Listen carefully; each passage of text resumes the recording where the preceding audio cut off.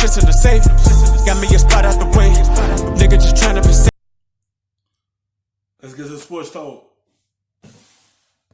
It's like, do you know what he said? He said that the Warriors and the Sixers might have had some discussions about D'Angelo Russell for Ben Simmons.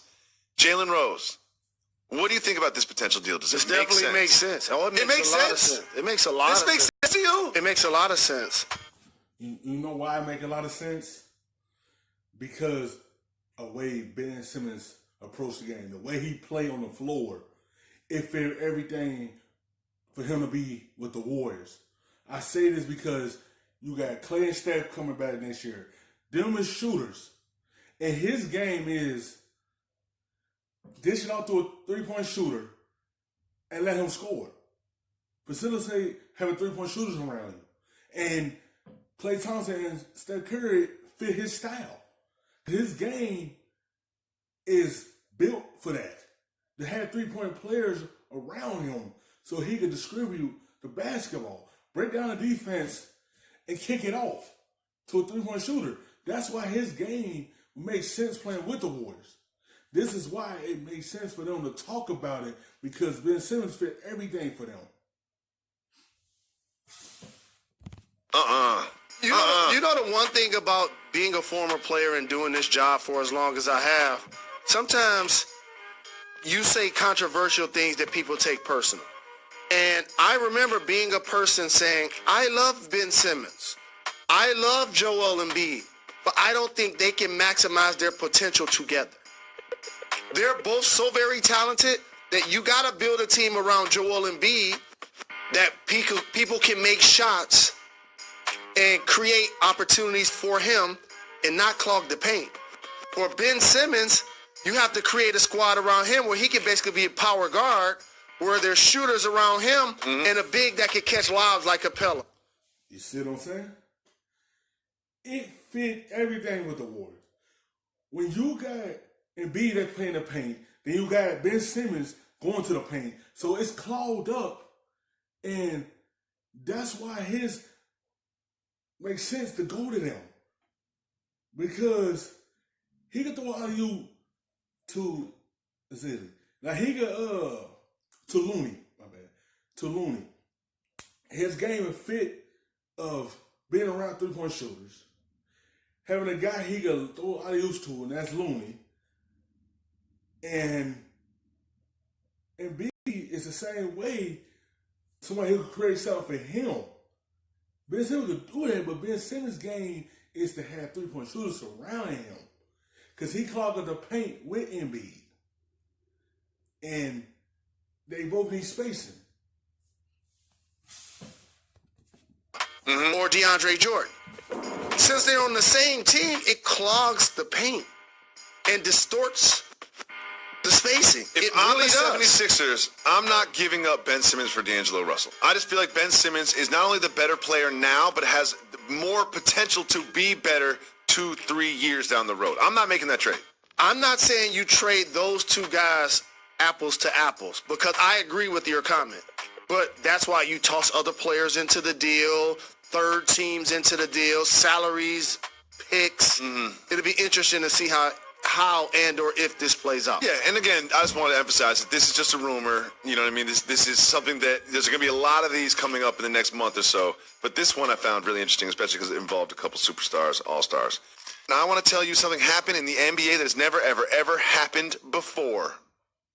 2 40-point triple-doubles. And James Harden with a 40-point triple-double is an amazing accomplishment. But you wanted to talk about this back and forth. I did want to talk about this fashion. They look like they're both in two different states. Trae Young's wearing shorts like it's 95 degrees, and James Harden's wearing a coat like it's 45 degrees. Sometimes you just commit to the shorts and you just stay with it. But the back and forth didn't end in the tunnel. It went onto the court, and it's just I just never seen anything like this. And for me, the takeaway is this: is James Harden is not headline news when you get a 40-point triple-double. But Trae Young's in his second year in the NBA. And this young man is going toe-to-toe with the MVP.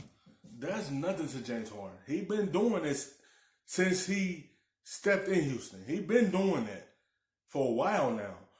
And for Trae Young to be doing it in his second year, it show you how his growth came fast. Like how he transitioned to the NBA, how he growing as a player, and he's showcasing that this is his team right here. That it is up to the Hawks to continue building everything around him so they could be able to take another level, so they could be a good team in the East and make the playoffs. Because he gonna want to win after a while. He's not gonna want to continue losing, because star players do get frustrated if they ain't winning. So you better figure out something for next year to be able to get this team to start winning and making playoffs. So let me show you guys how this works behind the curtain. Oh, okay, please do. So you trade, in theory, Trae Young for Luka Doncic, and you get the pick. Yep. DeAndre, the fourth pick they took from Virginia. What's the kid's Hunter. name? DeAndre Hunter. So now all of a sudden, you evaluate their numbers. This is why you can't evaluate players off the statistics. If I wrote both of their numbers on a piece of paper, they're pretty similar. Oh, yeah, they're close. They're pretty similar. Close. But the difference is one player is not only in the West, but he's 1 or 2 games out of the 2 seed, depending on what day it is. There's 17 teams, 1 or 2 games. The other player is flirting with one of the worst records in the conference. So as management, now you go back to the drawing board and you have to ask yourself, what's the difference? And if I'm asking you just blank stare, and KP hasn't been playing, whose roster do you think is better between the Mavs and the Hawks? I know the answer because I'm watching the games, but if you just did paper, I would probably say the Hawks. But I know the Mavs are a better team in my heart. But either way, it wouldn't be far off. No. So that's what It's far off because Mavs are a better team. On paper, the Hawks have better players than Mavericks. But only difference is Mavericks got KP and Luka Doncic. That's a big difference right there. You already got an all-star with an all-star guard this year. So that's a big difference. They have 2 all-stars on their team. That's what makes the big difference in their team. Yeah, the Hawks got a better players on their teams, but the Mavericks got 2 all-stars on their team. the soul searching that Atlanta's going to have to do this offseason. They got some soul searching to do because they have the worst win-loss record in the National Basketball Association. And I wouldn't be surprised if they made some moves before the trade deadline.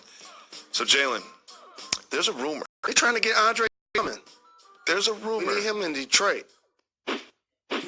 Thanks so much for watching ESPN on YouTube. For more sports analysis, Better look, better rub, nigga, I gotta be safe.